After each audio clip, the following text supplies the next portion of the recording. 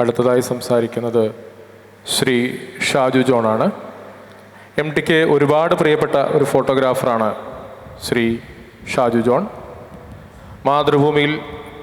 മാതൃഭൂമി ആഴ്ചപ്പതിപ്പിൻ്റെ ഫോട്ടോഗ്രാഫറായിട്ടാണ് അദ്ദേഹം എത്തിച്ചേരുന്നത്. M T Jnanpith പുരസ്കാരം നേടിയ സമയത്ത് മാതൃഭൂമിയുടെ സ്പെഷ്യൽ പതിപ്പിന് വേണ്ടി കൂടല്ലൂരൊക്കെ പോയി ഒരുപാട് ഫോട്ടോസ് എടുത്തിട്ടുണ്ട്. മാതൃഭൂമി അദ്ദേഹം വിട്ടെങ്കിലും എം ടിയോടുള്ള ബന്ധം അദ്ദേഹം തുടർന്നു. മദ്രാസിൽ അദ്ദേഹം ഒരു സ്റ്റുഡിയോ സ്ഥാപിച്ചു. അത് ഉദ്ഘാടനം ചെയ്തത് എം ടി ആയിരുന്നു. ശ്രീ ഷാജു ജോണിനെ സ്നേഹാദരങ്ങളോടെ ക്ഷണിക്കുന്നു. ഇവിടെ ഒരുവിധം എല്ലാവരും കാര്യങ്ങളൊക്കെ വളരെയധികം ടച്ചിങ് ആയിട്ട് പറഞ്ഞിട്ടുണ്ട്. എനിക്കും വളരെയധികം വാത്സല്യം മുസ്തഫ പറഞ്ഞ മാതിരി ഈ ചെറുപ്രായക്കാരോട് സാറ് കാണിച്ചിട്ടുള്ള വാത്സല്യം അത് ഒത്തിരി അധികം അനുഭവിക്കാൻ കഴിഞ്ഞ ഒരു ആളും കൂടിയാണ് ഞാൻ. സത്യത്തിൽ സാറുമായിട്ട് ആദ്യമായിട്ട് മീറ്റ് ചെയ്യുന്നത് ഞാൻ ഡിഗ്രി ഫൈനൽ ഇയറാണ് പഠിക്കുന്നതെന്ന് തോന്നുന്നു. ഞാനൊരു 89-90 ആ കാലഘട്ടത്തിലാണ്. അപ്പം ഞാൻ അന്ന് ഫോട്ടോഗ്രാഫിയൊക്കെ ഒരു പാഷനായിട്ട് എടുത്ത് ചിത്രങ്ങളൊക്കെ എടുക്കുമായിരുന്നു. അപ്പം ഞാൻ സാറിനെ ഒന്ന് കാണണം. അന്ന് സിനിമ സംബന്ധമായിട്ടുള്ള എനിക്ക് സിനിമയും വലിയ താല്പര്യമായിരുന്നു. അപ്പം സാറിനെ ഒന്ന് മീറ്റ് ചെയ്യണം എന്നുള്ളൊരു ഉദ്ദേശത്തിൽ മാതൃഭൂമി പത്രത്തിലേക്ക് മാതൃഭൂമി വീക്കിലി പീരിയോഡിക്കൽസിൻ്റെ എഡിറ്ററായിരുന്നു സാർ. അപ്പോൾ ഞാനവിടെ അനുവാദം ചോദിച്ചിട്ട് സാറിനെ കാണാനായിട്ട് റൂം തുറന്ന് കയറുമ്പോൾ സാറൊരു പുസ്തകം വായിച്ചുകൊണ്ടിരിക്കുകയാണ്. പുസ്തകം വായിച്ച് റൂം തുറന്ന് ഞാൻ കയറി വരുന്ന കണ്ട് തല ഉയർത്തി ഇങ്ങനെ നോക്കി. അപ്പോൾ തല ഉയർത്തി ഇങ്ങനെ മുകളിലേക്ക് വരെ എന്നെ നോക്കിയിട്ട് വീണ്ടും പുസ്തകത്തിലേക്ക് തന്നെ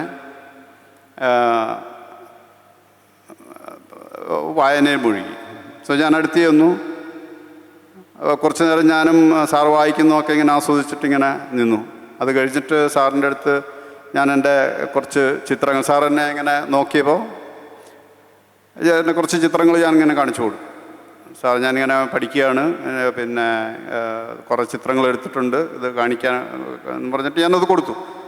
സാർ ഇത് ചിത്രങ്ങളെല്ലാം ഇങ്ങനെ നോക്കി ഓരോന്നും എടുത്ത് തിരിച്ചു മറിച്ച് നോക്കിയിട്ട് ഒരു ചിത്രം അതിൽ നിന്ന് എടുത്തിട്ട് ശത്രുഘ്നനെ വിളിക്കുന്നു. അദ്ദേഹത്തിൻ്റെ സെക്രട്ടറി ആയിരുന്ന ശത്രുഘ്നനെ വിളിച്ച് കാണിക്കുകയാണ്. ഇത് അടുത്ത വാരത്തിൽ ഇതിന് കവർ പേജ് കൊടുക്കുമെന്ന് പറഞ്ഞിട്ട് വീക്കിലിക്ക്. അപ്പോൾ എനിക്കത് ഭയങ്കര സന്തോഷമായി. ഞാൻ എടുത്ത ഒരു ചെറുപ്രായത്തിൽ തന്നെ എനിക്ക് അങ്ങനത്തെ ഒരു അനുഭവം വന്നല്ലോ എന്ന് ഓർത്ത് ഞാൻ ഭയങ്കരമായി സന്തോഷിച്ചു. അപ്പോൾ അദ്ദേഹം ആ ചിത്രം ഒരു ഹൊറിസോണ്ടൽ ഫ്രെയിമായിരുന്നു. അപ്പോൾ അത് തിരിച്ചു മറിച്ചെല്ലാം ഇങ്ങനെ പിടിച്ചു നോക്കി അതെങ്ങനെ വെർട്ടിക്കലി കൊണ്ടുവരാമെന്നെല്ലാം അദ്ദേഹം വളരെയധികം നോക്കിയിട്ട് ശത്രുഘ്നോട് പറഞ്ഞത് എങ്ങനെയാണെങ്കിലും അത് ശത്രുഘ്നൻ നോക്കിയിട്ട് പറഞ്ഞത് നമുക്ക് നമ്മുടെ ഫോമാറ്റിന് പറ്റില്ലല്ലോ, ഇത് ഹൊറിസോണ്ടലാണല്ലോ, അതെങ്ങനെയായാലും വേണ്ടില്ല, അത് വരണം എന്ന് പറഞ്ഞു. എനിവേ അദ്ദേഹം അത് വളരെ താല്പര്യമെടുത്ത് കൊടുക്കുകയും പിന്നീട് എനിക്ക് അതവിടെ ഒരു തുടക്കമായിരുന്നു. എനിക്ക് പിന്നീട് ഞാനെപ്പോൾ ചിത്രങ്ങൾ കൊണ്ടു കൊടുത്താലും വരുന്ന ഒരു സന്ദർഭത്തിലേക്കൊരു തുടക്കമായിരുന്നു. ഞാൻ ആ സമയത്ത് തന്നെ സാറിൻ്റെ അടുത്ത് പറഞ്ഞു ഞാനിങ്ങനെ എനിക്ക് സിനിമയോട് താല്പര്യമുണ്ട്, സിനിമാറ്റോഗ്രാഫി പഠിക്കണം, ഫിലിം മേക്കർ ആവണം എന്നൊക്കെയുള്ള ഒരു താല്പര്യം പറഞ്ഞു. അപ്പം ഉടനെ എൻ്റെ മുഖത്തേക്ക് നോക്കി പറഞ്ഞു പൂനെ ഫിലിം ഇൻസ്റ്റിറ്റ്യൂട്ടിൽ പോകണമെന്ന്. അപ്പം പൂനെ ഫിലിം ഇൻസ്റ്റിറ്റ്യൂട്ടിൽ ഉടനെ അദ്ദേഹം പിന്നെ ഒരു ലെറ്റർ പാഡ് എടുത്തിട്ട് കത്തെഴുതുകയാണ്. ഷാജി ഉണ്ട് തിരുവനന്തപുരത്ത്, പോയി കാണുമെന്ന് പറഞ്ഞു. അപ്പോൾ ഷാജി സാറിനോട് ഉടനെ ഒരു കത്തൊക്കെ എഴുതിയിട്ട് എൻ്റെ അടുത്ത് തരികയാണ്. ഞാൻ പിറ്റേ 2-3 ദിവസത്തിനുള്ളിൽ തന്നെ ടിക്കറ്റും ബുക്ക് ചെയ്ത് ഞാൻ തിരുവനന്തപുരത്തേക്ക് പോവുകയാണ്. തിരുവനന്തപുരത്ത് പോയി എം ടി സാറിൻ്റെ ലെറ്റർ കണ്ട ഉടനെ ഷാജി സാറ് ഭയങ്കര കാര്യമായിട്ട് തന്നെ ഇരുത്തി വളരെയധികം സംസാരിച്ചു. അപ്പോൾ ഇതിൻ്റെ ഈ ഇൻസ്റ്റിറ്റ്യൂട്ടിലേക്ക് പോകേണ്ട പ്രൊസീജിയറൊക്കെ പറഞ്ഞു. ഇങ്ങനെയുള്ള ബുദ്ധിമുട്ടുകളൊക്കെ ഉണ്ടത്. ആദ്യം കുറേ ടെസ്റ്റുകളും കാര്യങ്ങളും ഉണ്ട്, ഓറിയൻറ്റേഷൻ കോഴ്സ് ഉണ്ട്. അപ്പോൾ ഓറിയൻറ്റേഷൻ കോഴ്സിൽ വന്നു കഴിഞ്ഞാൽ ഞാൻ റെക്കമെൻഡ് ചെയ്യും, അതുവരെ യൂണിവേഴ്സിറ്റി നടത്തുന്ന എക്സാമാണ്. അപ്പോൾ അതിൻ്റെ ബുദ്ധിമുട്ടുകളും കാര്യങ്ങളൊക്കെ പറഞ്ഞു. അങ്ങനെ ഞാൻ തിരിച്ചു പോകുന്നു. പിന്നെ ആ വർഷം ഞാൻ എക്സാമൊക്കെ എഴുതി. ആദ്യത്തെ തവണ അപ്പിയർ ചെയ്തുകൊണ്ട് എനിക്ക് ഒന്നും തന്നെ എഴുതാൻ പറ്റിയില്ല. എനിക്ക് തോന്നുന്നു ചെറിയ മാർക്കൊക്കെ ഒന്ന് കിട്ടിയിട്ടുണ്ടായിരുന്നു. ഞാൻ പിന്നെ തിരിച്ചു വന്നിട്ട് പിന്നെ ഒരു വർഷം കഴിഞ്ഞിട്ടാണ് ഞാൻ സാറിൻ്റെ അടുത്ത് വീണ്ടും പോകുന്നത്. ഇതുപോലെ ഞാൻ കുറച്ച് ചിത്രങ്ങളൊക്കെ ആയിട്ട് പോകുന്നു സാറിനെ കാണാൻ. സാർ ഞാനിങ്ങനെ ഡോറ് തുറന്ന് ഇങ്ങനെ അങ്ങോട്ട് കയറുമ്പോഴേ കണ്ണ് തലയുയർത്തിയിട്ട് നോക്കിയിട്ട് ഷാജിയെ കണ്ടിരുന്നോ എന്ന് ചോദിക്കാം. ഈ ഒരു വർഷത്തെ ഗ്യാപ്പിൽ സാർ ഒരു തവണ എന്നെ കണ്ടിട്ടുള്ളൂ. ഈ ഒരു തവണ കണ്ട് സാർ മെമ്മറിയിൽ വെച്ചിട്ട് ചോദിക്കുകയാണ്. എനിക്കത് ഭയങ്കര ഒരു അത്ഭുതം തോന്നി. അപ്പോൾ ഇതാണ് ഞാൻ പറഞ്ഞത്, ഈ ആ സാറിന് തോന്നുന്നൊരു വാത്സല്യം ഉണ്ടല്ലോ, അത് ഭയങ്കര നമുക്കത് പിന്നെ മുഖത്തുനിന്ന് വായിച്ചെടുക്കാൻ വലിയ പ്രയാസമാണ്. അത് അദ്ദേഹത്തിൻ്റെ പ്രവർത്തനങ്ങൾ കൂടെ മാത്രം അനുഭവപ്പെടുന്ന ഒരു കാര്യമാണ്. മുഖത്തുനിന്ന് വളരെ ടഫായിട്ട് തോന്നുന്ന ഇപ്പം മധുരാജ് പറഞ്ഞ മാതിരി പല ഫോട്ടോഗ്രാഫേഴ്സും അദ്ദേഹത്തിൻ്റെ അടുത്ത് സമീപിക്കാത്തതിൻ്റെ പ്രധാന കാര്യം ഈ ഒരു പേടിയാണ്, ഈ ടഫായിട്ടുള്ള പക്ഷേ അദ്ദേഹത്തോട് അടുത്ത് കഴിയുമ്പോൾ മനസ്സിലാവും ഇത്രയും അധികം സ്നേഹസമ്പന്നനായ ഒരു വ്യക്തി ഈ എഴുത്തിൻ്റെ ലോകത്തോ അല്ലെങ്കിൽ നമുക്കറിയാം നമ്മുടെ ചുറ്റുവട്ടത്തുള്ള ജീനിയസുകളിൽ കണ്ടെത്താൻ വളരെ പ്രയാസമാണ്. സോ ഇതൊരു പിന്നെ വളരെയധികം പല സന്ദർഭങ്ങളിലായിട്ട് അനുഭവിക്കേണ്ട ഒരു ഭാഗ്യം എനിക്കുണ്ടായിട്ടുണ്ട്. സോ അതിനുശേഷം പിന്നെ ഇതുപോലെ ഞാൻ ഈ പൂനെ ഫിലിം ഇൻസ്റ്റിറ്റ്യൂട്ടിൻ്റെ അടുത്ത തവണത്തെ എക്സാമും പിന്നടുത്ത തവണത്തെ എക്സാമും ഒക്കെ ഞാൻ എഴുതി. അപ്പോൾ ഇതിനുവേണ്ടി ഞാൻ മദ്രാസിലേക്ക് പോകുന്നു. ഞാൻ ആദ്യം സാറിൻ്റെ അടുത്ത് പോകുമ്പം സാറിൻ്റെ ഒരു ഫോട്ടോ പോലും ഞാൻ എടുക്കാത്ത ആളായിരുന്നു. പിന്നെ അന്നേരവും എടുത്തിട്ടില്ല. കുറേ കഴിഞ്ഞതിന് ശേഷമാണ് സാറിൻ്റെ ഫോട്ടോ ഞാൻ എടുക്കാൻ തുടങ്ങിയത് തന്നെ. അതെങ്ങനെയാണെന്ന് ചോദിച്ചു കഴിഞ്ഞാൽ പിന്നെ ചെന്നൈയിൽ ഞാൻ പോകുന്നു, മദ്രാസിൽ ഈ പഠനം ഒക്കെ 2-3 തവണ എഴുതിയിട്ടും കിട്ടാതെയായപ്പോൾ ഞാൻ തിരിച്ചു വന്നിട്ട് സാറിൻ്റെ അടുത്ത് പറയുകയാണ്, എനിക്ക് പിന്നെ ഞാൻ മാതൃഭൂമി പത്രത്തിലേക്ക് ട്രെയിനി ഫോട്ടോഗ്രാഫർ ആയിട്ട് അപ്ലൈ ചെയ്തിട്ടുണ്ട്. അപ്പോൾ ഉടനെ സാറ് പറഞ്ഞു, സിനിമയും ജേർണലിസവും രണ്ട് വളരെയധികം പ്രാധാന്യം കൊടുത്ത് കൊണ്ടുപോകേണ്ട ഒരു മേഖലയാണ്. രണ്ട് പ്രധാനപ്പെട്ട മേഖലകളാണ്. അതുകൊണ്ട് ഡെഡിക്കേഷൻ രണ്ടിലും വേണം. 2 തോണിയിൽ കാലുവെച്ച് പോകുന്നത് ശരിയല്ല. അപ്പോൾ ഏത് വേണമെന്ന് തീരുമാനിക്കാൻ പറഞ്ഞു. അപ്പോൾ ഞാൻ പറഞ്ഞു, എനിക്ക് ഇപ്പം വേണ്ടതൊരു ജോലിയാണ്. പക്ഷെ എൻ്റെ ഉള്ളിൽ മുഴുവൻ സാറിൻ്റെ അണ്ടറിൽ ജോലി ചെയ്യാൻ വരിക എന്നുള്ളൊരാഗ്രഹത്തിലാണ് ഞാനത് അന്ന് സാറിൻ്റെ അടുത്തത് പിന്നെ അങ്ങനൊരു ആവശ്യം വെച്ചത്. ഓക്കെ എന്ന് പറഞ്ഞിട്ട് അദ്ദേഹം പ്രത്യേകം മറുപടിയൊന്നും പറഞ്ഞില്ല. അത് കഴിഞ്ഞിട്ട് 2 ആഴ്ച കഴിഞ്ഞപ്പോൾ എനിക്ക് മാതൃഭൂമിയിൽ സെലക്ഷൻ വന്നു. ഇവ സന്തോഷം ഞങ്ങളൊക്കെ ഒരുമിച്ച് വന്നവരാണ്. അപ്പോൾ ആ സമയത്ത് ഞാൻ കൃത്യമായിട്ട് സാറിൻ്റെ പീരിയോഡിക്കൽസിലേക്ക് വരികയാണ്. ഞാൻ ആദ്യമായി മാതൃഭൂമി പീരിയോഡിക്കൽസിൻ്റെ ആദ്യത്തെ ഫോട്ടോഗ്രാഫറായിരുന്നു. അപ്പോൾ സാറ് അന്ന് വീരേന്ദ്രകുമാറിൻ്റെ അടുത്ത് പറഞ്ഞിട്ടുണ്ടായിരുന്നു, എനിക്ക് ഷാജുവിനെ വേണം, അവിടെ വേണമെന്ന് പറഞ്ഞിട്ട് അങ്ങനെ ഞാൻ അവിടെ വരികയാണ്. അതിന് ശേഷമാണ് ഞാൻ ശരിക്കും സാറിൻ്റെ പടങ്ങൾ എടുക്കാൻ തുടങ്ങിയത്. അപ്പോൾ 2 വർഷം അതിനിടയിലാണ് പിന്നെ സാറിന് ജ്ഞാനപീഠം കിട്ടുന്നതും അത് സംബന്ധമായിട്ട് സാറിൻ്റെ നാട്ടിലൊക്കെ എന്നെ കൊണ്ടുപോവുകയും ഒക്കെ ചെയ്തു. അതൊക്കെ ഒത്തിരി പറയാനുള്ള അനുഭവങ്ങളാണത്. പിന്നീട് ഞാൻ തിരുവനന്തപുരത്തേക്ക് ട്രാൻസ്ഫറായിട്ട് പോവുകയാണ്. അപ്പം പിന്നെ സാറ് എൻ്റെ അടുത്ത് ഞാൻ ഈ ഒരു ട്രാൻസ്ഫർ കാര്യം പറയാൻ ചെന്നപ്പോൾ തന്നെ ഭയങ്കരമായി എനിക്ക് മുഖത്തിൽ നിന്ന് റീഡ് ചെയ്തെടുക്കാൻ പറ്റും. അതായത് അതൊരു വേറൊരു കാരണം കൊണ്ടാണ് എനിക്ക് അന്ന് ട്രാൻസ്ഫർ വേണ്ടി വന്നത്. അന്ന് ഈ പിന്നെ സാറിൻ്റെ കൂടെ പോയ യാത്രയുടെ ഒരു പ്രതിഫലനമായിരുന്നു അത്. പിന്നെ അത് മാനേജ്മെൻറ്റ് ചില ആൾക്കാർക്ക് ഇഷ്ടപ്പെട്ടില്ല, അതിൻ്റെ പേരിലാണ് എനിക്ക് ട്രാൻസ്ഫർ വന്നത്. എനിവേ പിന്നീട് ഞാൻ തിരുവനന്തപുരത്ത് നിന്ന് 1 വർഷത്തിന് ശേഷം മാതൃഭൂമിയിൽ നിന്ന് വിടുകയാണ്. വിട്ട് ഞാൻ തിരിച്ച് മാതൃഭൂമി ഓഫീസിൽ വരുന്നു. സാറിൻ്റെ അടുത്ത് പറഞ്ഞ് ഞാനിങ്ങനെ പിന്നെ മാതൃഭൂമിയിൽ നിന്ന് എനിക്ക് പോകേണ്ടി വന്നു. ഉടനെ വീണ്ടും ലെറ്റർ പാഡ് എടുത്തിട്ട് അദ്ദേഹം എഴുതുകയാണ്, എൻ്റെ പ്രിയപ്പെട്ട ഫോട്ടോഗ്രാഫറായിരുന്നു, ഇത്രയും വർക്കുകൾ എനിക്ക് വേണ്ടി ചെയ്തിട്ടുണ്ട്, ഷാജുവിന് വേണ്ട എല്ലാവിധ ആശംസകളും നേരുന്നു എന്നും പറഞ്ഞിട്ടൊരു വീണ്ടും ലെറ്റർ എഴുതിയിട്ട് എനിക്ക് തന്നു. ഞാൻ ഈ ലെറ്റർ ഞാൻ വളരെ നിധി പോലെ സൂക്ഷിച്ച് ഞാൻ പിന്നെ ചെന്നൈക്ക് വീണ്ടും തിരികെ വന്നു. പിന്നീട് ഞാൻ ഹിന്ദുവിൽ വരികയും പിന്നെ കുറേ വർഷങ്ങളോളം ഞാൻ സാറുമായിട്ട് അധികം കോണ്ടാക്റ്റ് ചെയ്യാതെയിരുന്നു. കാരണം ഞാൻ സാറും പിന്നീട് മാതൃഭൂമി വിട്ടു. പിന്നെ ഞാൻ വീട്ടിൽ പോയി കാണുന്ന ഒരു ശീലം ഒന്നില്ലായിരുന്നു. പിന്നീട് ഒരു സിനിമയുടെ ആവശ്യത്തിനായി സാറ് ചെന്നൈയിൽ വന്നപ്പോൾ വീണ്ടും കാണുകയാണ് ഞാൻ.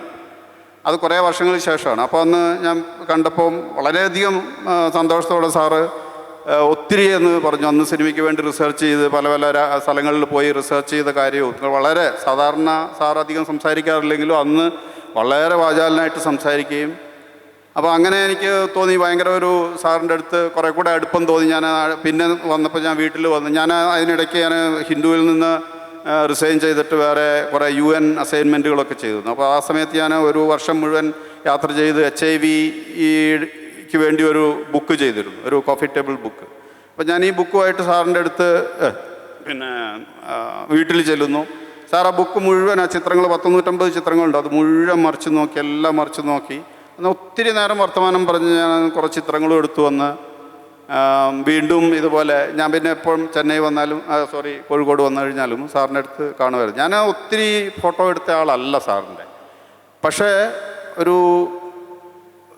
എന്താ വ്യക്തിപരമായിട്ടുള്ളൊരു ബന്ധം ഭയങ്കരമായിട്ട് ഞാൻ പറഞ്ഞ മാതിരി ഈ വാത്സല്യം ഭയങ്കരമായിട്ട് എനിക്ക് അനുഭവിക്കേണ്ടി വന്നിട്ടുണ്ട്. പല ഇൻസിഡൻറ്റുകളുണ്ട്. അപ്പോൾ ഞാൻ ഒരിക്കലും ഈ മാതൃഭൂമി വർക്ക് ചെയ്യുമ്പോൾ തന്നെ, സാറിൻ്റെ കൂടെ വർക്ക് ചെയ്യുമ്പോൾ തന്നെ, പിന്നെ ഒരിക്കൽ EMS കോഴിക്കോട് വന്നു. അപ്പോൾ കോഴിക്കോട് വന്നപ്പോൾ പീരിയോഡിക്കൽസിന് വേണ്ടി കുറേ ചിത്രങ്ങൾ എടുത്തു വയ്ക്കാമെന്ന് പറഞ്ഞിട്ട് എന്നെ അയക്കുകയാണ്. അപ്പോൾ ഞാൻ 2 റോളുമായിട്ട് പോകുന്നു. അദ്ദേഹം വെസ്റ്റ് ഹില്ലിൽ അവിടെ ഒരു ഗസ്റ്റ് ഹൗസിൽ താമസിക്കുക. അപ്പോൾ ഞാൻ ചെല്ലുമ്പോൾ EMS അവിടെ പുറത്ത് ഇറങ്ങി സ്വസ്ഥമായി ഒരു പുസ്തകം വായിച്ചുകൊണ്ടിരിക്കുന്നു. അപ്പോൾ ഞാൻ ചെന്ന് അടുത്തെന്ന് ചോദിച്ചു, സാർ ഞാൻ മാതൃഭൂമി വരികയാണ്, ഫോട്ടോ കുറച്ച് എടുക്കണം. സാർ ഇത് കണ്ട ഭാവമില്ല, EMS അത് അറിയുന്നേ ഇല്ല. ഞാൻ അദ്ദേഹത്തിന് കാതിന് പ്രശ്നമുള്ളതുകൊണ്ട് ഞാൻ പറയുന്നൊന്നും കേൾക്കുന്നില്ല.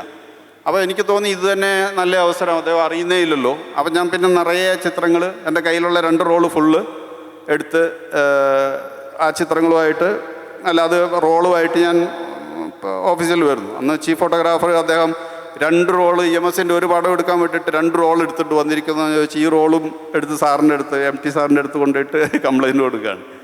അപ്പോൾ സാറിനെ വിളിപ്പിച്ചു. ഇത് ഫോട്ടോ ആയിട്ടില്ല, പ്രിൻ്റ് ആയിട്ടില്ലല്ലോ. അപ്പോൾ വിളിച്ചിട്ട് എൻ്റെ അടുത്ത് പറഞ്ഞു, ഒരു കുരങ്ങൻ്റെ കയ്യിൽ ടൈപ്പ് റൈറ്റർ കൊടുത്തു കഴിഞ്ഞാൽ അത് കുറേ ഇങ്ങനെ അടിച്ചു കഴിഞ്ഞാൽ ഒരു വേർഡ് ചിലപ്പം വരാം. ഫോട്ടോഗ്രാഫി എന്ന് പറയുന്നത് അതല്ല എന്ന് പറഞ്ഞു. എനിക്കുള്ളിൽ ഭയങ്കര ചിരി വരുന്നുണ്ട്. എനിക്കറിയാം ഞാൻ എന്ത് പടങ്ങളാണ് അതിനകത്ത് എടുത്തതെന്ന്. അത് പ്രിൻ്റായിട്ട് സാറ് കാണുമ്പോൾ തന്നെ അഭിനന്ദിക്കുമെന്ന് എനിക്ക് നല്ല ഉറപ്പുണ്ട്. പക്ഷേ ഞാൻ ഉള്ളിൽ ഇങ്ങനെ ഊറിച്ചിരിച്ചെങ്കിലും സാറ് പറഞ്ഞത് അതിൻ്റെ ആ ഒരു ഡെപ്ത് ഞാൻ കൃത്യമായിട്ടത് ഉൾക്കൊള്ളുമായിരുന്നു. അപ്പോൾ ഞാനത് പിന്നീട് പിറ്റേ ദിവസം ഇതുപോലെ പ്രിൻ്റ് അടിച്ച് അങ്ങോട്ട് കാണിച്ചു കൊടുത്തു. സാറ് വെരി ഗുഡ് എന്ന് പറയുകയും ചെയ്തു. അപ്പോൾ ഈ ചിത്രങ്ങൾ പിന്നീട് പലതവണ, എനിക്ക് തോന്നുന്നു ഓരോ ചിത്രങ്ങളും 8-10 തവണയൊക്കെ മാതൃഭൂമി വീക്കിലി കവറുകളായിട്ടും ഒക്കെ ആയിട്ട് അടിച്ചു വന്നിട്ടുണ്ട്. അപ്പോൾ അത് പിന്നെ അപ്പോൾ അദ്ദേഹം ഇതുപോലെ ഓരോരോ സന്ദർഭത്തിലും വളരെ ഇത് ചിലപ്പം ഒരു തവണ എൻ്റെ അടുത്ത് ഒരു പോർട്രേറ്റ് എടുത്ത് അതൊരു പാസ്പോർട്ട് സൈസ് പിക്ചർ എടുക്കണം സാറിന്, ഒഫീഷ്യൽ ആവശ്യത്തിന് വേണ്ടിയിട്ടാണ്. അപ്പോൾ അത് എടുക്കണമെന്ന് പറഞ്ഞിട്ട് ഞാൻ ആകെ ബുദ്ധിമുട്ടി. കാരണം സാറിന് ഇരിക്കുന്ന ഓഫീസിൽ അവിടെ മേലെ നിന്നൊരു ടോപ്പ് ലൈറ്റ് മാത്രമാണ്, ഫുൾ ഷാഡോ ആണ്. അപ്പോൾ അങ്ങനെ ഒരു സന്ദർഭത്തിൽ ഒരു പടം എടുത്തു കഴിഞ്ഞ് കഴിഞ്ഞാൽ പാസ്പോർട്ട് സൈസ് എങ്ങനെ ഉണ്ടാവുമെന്ന് നമുക്കറിയാം. ഞാൻ ആകെ ബുദ്ധിമുട്ടി. കാരണം നമുക്കവിടെ ലൈറ്റിങ്ങോ അങ്ങനത്തെ ഒരു സംവിധാനം ഇല്ലാത്ത ഒരവസ്ഥയിൽ ഞാൻ ഈ ഇതിൽ സാധാരണ ക്യാമറയിലെടുത്താൽ കുറച്ച് ചിത്രങ്ങളായിട്ട് പിന്നീട് നെഗറ്റീവ്. എനിക്ക് പേടിയുണ്ട് സാറ് വഴക്ക് പറയുന്നത്. അതുപോലെ തന്നെ എന്നെ വഴക്ക് പറഞ്ഞു, ഈ ചിത്രങ്ങളെടുത്ത് ഇങ്ങനെ കാരണം അത് ഷാഡോ ആയിട്ട് അത് അങ്ങനെ വരുവുള്ളത് എനിക്കറിയാം. അപ്പോൾ അങ്ങനെ ഒരു സന്ദർഭം പോലും ഉണ്ടായിട്ടുണ്ട്. പക്ഷേ ഉള്ളിൽ ആ കരുതലുണ്ടല്ലോ, അത് എക്കാലവും ഞാൻ പിന്നീട് മുഴുവൻ മനസ്സിലാക്കിയതാണ്. ഞാൻ പിന്നെ ഒരു കുറേ വർഷങ്ങൾക്ക് ശേഷമാണ്, 15-20 വർഷത്തിന് ശേഷം സാറിൻ്റെ അടുത്ത് പോയിട്ട് ഞാനിങ്ങനെ ചെന്നൈയിലൊരു ഇങ്ങനെ ഒരു കലാകാരന്മാർക്കെല്ലാം ഒരുമിച്ച് ഇരിക്കാവുന്ന ഒരു സ്പേസ് ഉണ്ടാക്കിയിട്ടുണ്ട്. സാറത് ഓപ്പൺ ചെയ്യണമെന്നൊരാഗ്രഹമുണ്ട് എന്ന് പറഞ്ഞു. അതിനെന്താ ഞാൻ വരാമല്ലോ എന്ന് പറഞ്ഞു. അപ്പം ഞാൻ സത്യത്തിൽ എനിക്കത് ഒരു വിശ്വാസമായിട്ട് അങ്ങനെ തോന്നിയില്ല. ഞാൻ സാറ് അന്നേരം ഒരു മേലായിക ഉണ്ടായിരുന്നു, പ്രായമൊക്കെ ആയതിൻ്റെ പ്രശ്നം. അപ്പം ഞാൻ പറഞ്ഞു, സാറിന് ഈ ആരോഗ്യം സമ്മതിക്കുമോ?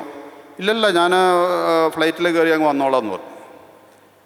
അപ്പം ഞാനിത് പിന്നെയും അങ്ങ് വിശ്വസിച്ചില്ല. ഞാൻ കുറച്ച് അങ്ങനെ വിട്ടു. അത് കുറച്ച് കഴിഞ്ഞിട്ട് ഞാൻ അശ്വതിയുടെ അടുത്ത് ഇങ്ങനെ പറഞ്ഞു, സാറിങ്ങനെ ചെന്നൈയിൽ വരാമെന്ന് മുമ്പ് പറഞ്ഞു. അശ്വതി ഉടനെ എൻ്റെ അടുത്ത് ചോദിച്ചു, ഷാജു ഏട്ടാ എന്താ ഇത് അച്ഛൻ ആരുടെ അടുത്തും അങ്ങനെ സമ്മതിക്കാറില്ല, അച്ഛൻ പറഞ്ഞിട്ടുണ്ട് അച്ഛൻ വരും, 200% വരും, ഷാജു ഏട്ടൻ വേഗം ഡേറ്റ് ഫിക്സ് ചെയ്ത് അത് ചെയ്യാൻ പറഞ്ഞു, അച്ഛൻ വരുമെന്ന് പറഞ്ഞു. അങ്ങനെ ഞാൻ വേഗം പിന്നെ കുറച്ച് ചെറിയ ഫങ്ഷനായിട്ട് ഇത് ചെയ്ത് അച്ഛന് അല്ല സാറിന് ഈ ആരോഗ്യ പ്രശ്നങ്ങളൊക്കെ ഉള്ളതുകൊണ്ട് ഞാൻ പിന്നെ അധികം ആൾക്കാരെ ക്രൗഡിനെ ഒന്നും വിളിക്കാതെ ചുറ്റുവട്ടത്തുള്ള വളരെ പ്രധാനപ്പെട്ട സാർ അറിയുന്ന കുറച്ച് ആൾക്കാരെയൊക്കെ ആയിട്ട് വിളിച്ചിട്ട് ആ ഒരു ചടങ്ങ് അവിടെ വെച്ചു. സാറ് വന്ന് 2-3 ദിവസം അവിടെ താമസിച്ചിട്ടാണ് വളരെയധികം സന്തോഷത്തോടെ അത്രയധികം സാറിനെ ചിരിച്ച് സന്തോഷിച്ച ഒരു സന്ദർഭം ഞാൻ എൻ്റെ ലൈഫിൽ കണ്ടിട്ടില്ല. അത്രയധികം ഹാപ്പിയായിരുന്നു. പക്ഷെ തിരിച്ചു പോകുമ്പം സാറ് വളരെയധികം ഒരു പിന്നെ ബുദ്ധിമുട്ട് മുഖത്ത് ഞാൻ ശ്രദ്ധിച്ചിരുന്നു. അത് എനിവേ അത് ഇങ്ങനെ കുറേയധികം അനുഭവങ്ങൾ ഉണ്ട്. നമുക്കറിയാം, ഇത് ഞാൻ വളരെ പേഴ്സണലായിട്ടുള്ള കുറച്ച് കാര്യങ്ങളാണ് ഇവിടെ പറഞ്ഞിരിക്കുന്നത്. സാറിനെ കുറിച്ച് പറയാനാണെങ്കിൽ അറിയാമല്ലോ, നിറയെ ഉണ്ട്. അപ്പം ഞാൻ മൈക്ക് അടുത്തയാൾക്ക് കൊടുക്കുകയാണ്.